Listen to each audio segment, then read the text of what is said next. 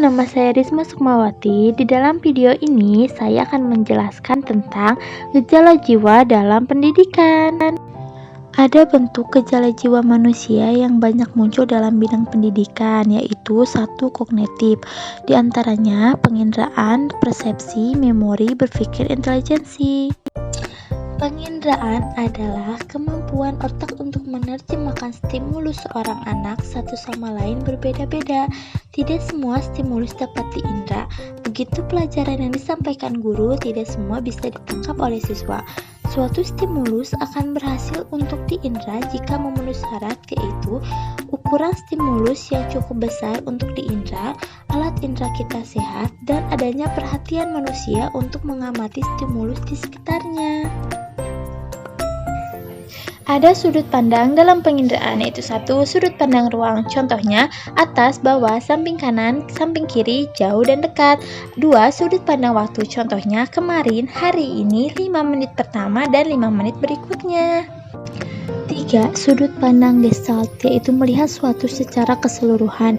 Misalnya, melihat suatu bangunan dilihat sebagai suatu bangunan rumah yang utuh, yang bagus, bukan melihat dengan detail seperti genteng, pintu, atau dindingnya. 4. Sudut pandang arti, misalnya, jika dilihat dari bangunan fisik, bangunan rumah dan tempat ibadah memiliki bangunan fisik yang sama, tetapi memiliki arti yang berbeda. Persepsi adalah proses untuk menerjemahkan atau menginterpretasi stimulus yang masuk pada alat indera manusia.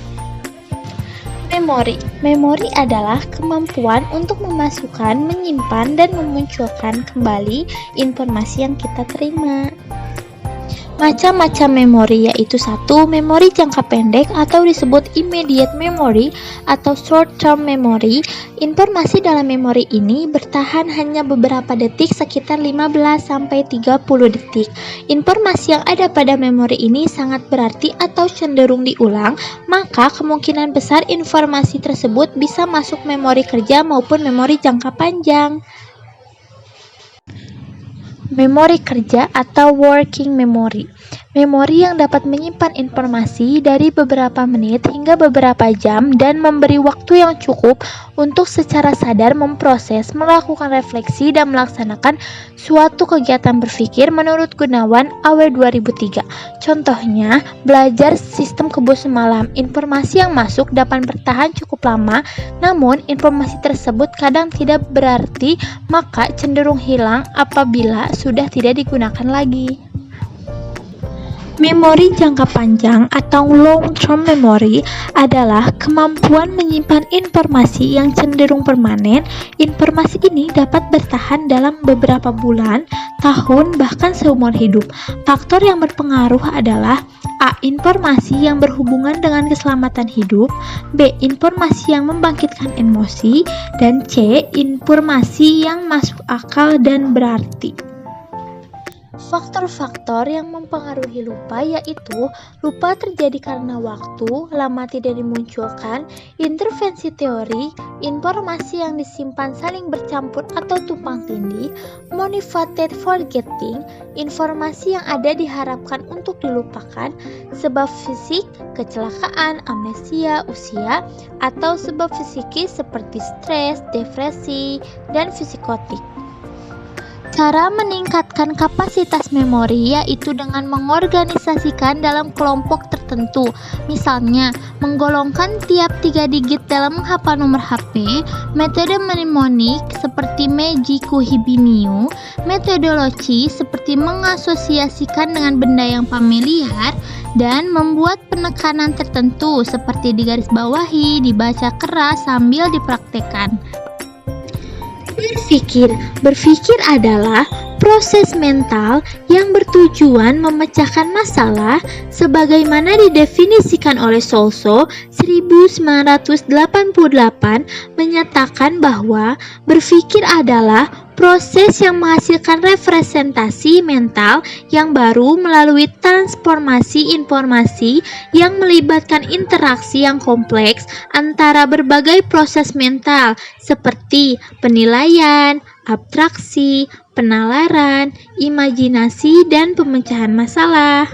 Karakteristik berpikir belahan otak kanan yaitu bersifat acak, global ke detail, membaca menyeluruh, bentuk berupa gambar dan grafik, melihat dulu atau mengalami sesuatu, belajar spontan dan alamiah, dan fokus pada eksternal. Karakteristik berpikir otak sebelah kiri yaitu bersifat logis, detail ke global, berpikirnya sesuai dengan tugas-tugas teratur, ekspresi verbal, menulis, membaca, fokus pada internal, dan informasi yang faktual. Berpikir kreatif. Berpikir kreatif merupakan salah satu kemampuan mental yang unik pada manusia.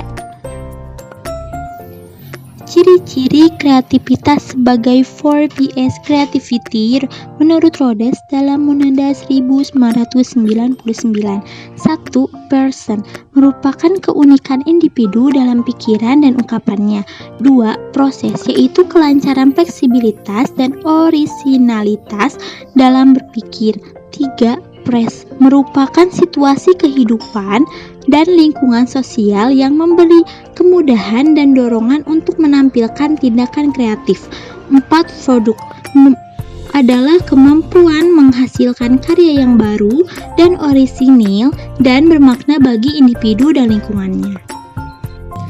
Intelijensi adalah kemampuan untuk menyelesaikan masalah dan menciptakan produk yang berharga dalam lingkungan budaya dan masyarakat menurut Garner 1993. Peran intelijensi dalam keberhasilan belajar, yaitu anak-anak memiliki kecerdasan tinggi belum tentu memiliki kehidupan yang sukses dan menyenangkan. Daniel Goleman menyatakan setinggi-tingginya IQ seseorang hanya menyumbangkan kira-kira 20% terhadap kesuksesan seseorang, sedangkan 80% diisi oleh faktor lain. 2.